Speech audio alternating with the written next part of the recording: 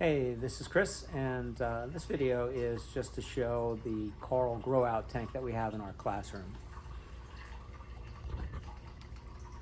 So this is the tank.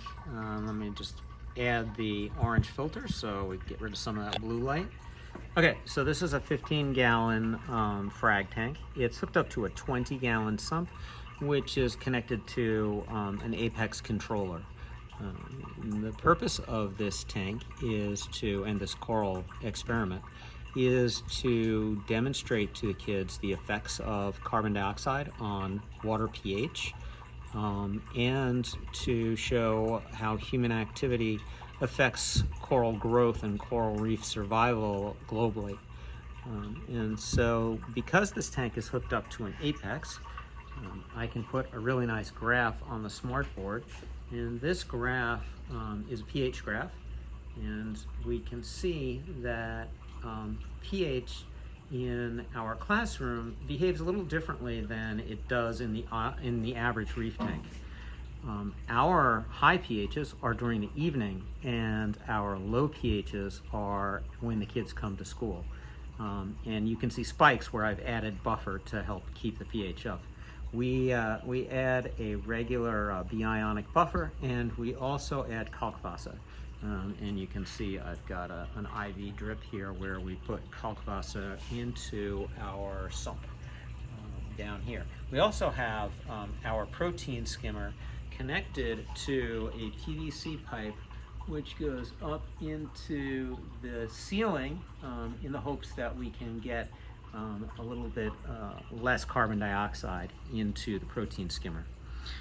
If we look at this graph right here, one thing that's really impressive about this graph is you can see that at 9:15 this morning, the pH was 8.2 pretty much all night long. And then at 9:15 this morning, when the kids came into the room, the pH started to drop.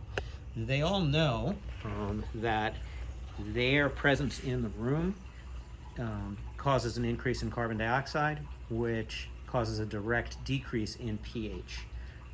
And so this is all going towards sort of solidifying the idea that carbon dioxide in the atmosphere directly affects the water quality. The kids have a variety of coral in here. And the reason for that is just because it makes it more interesting for them. We have some very aggressive corals like this Bernardopora and this coral up here, which I thought was a Platygyra, but is obviously not, based on the long sweeper tentacles and the nasty sting that it gives.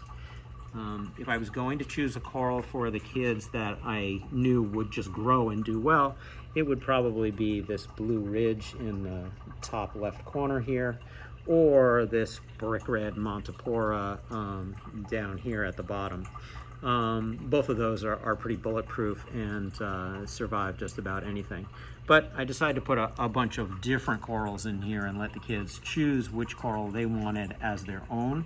And so when we made the frag plugs, the kids weighed their coral, and we will weigh them again at the end of the year and hopefully be able to gauge at least a little bit of growth. And for the most part, the corals are doing pretty well.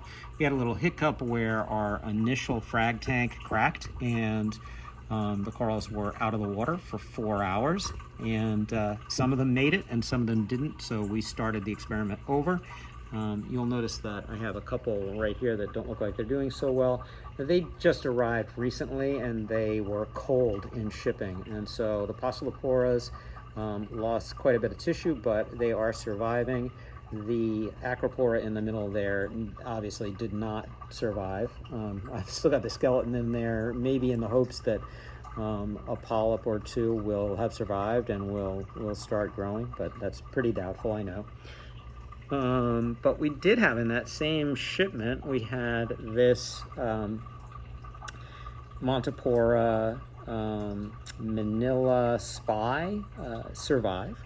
And also, where's this bright green Montipora also survived pretty well. So all in all, the tank I think is doing very well. Corals look happy with lots of polyp extension, and the kids are enjoying this experiment. All right. Have a good day, everybody.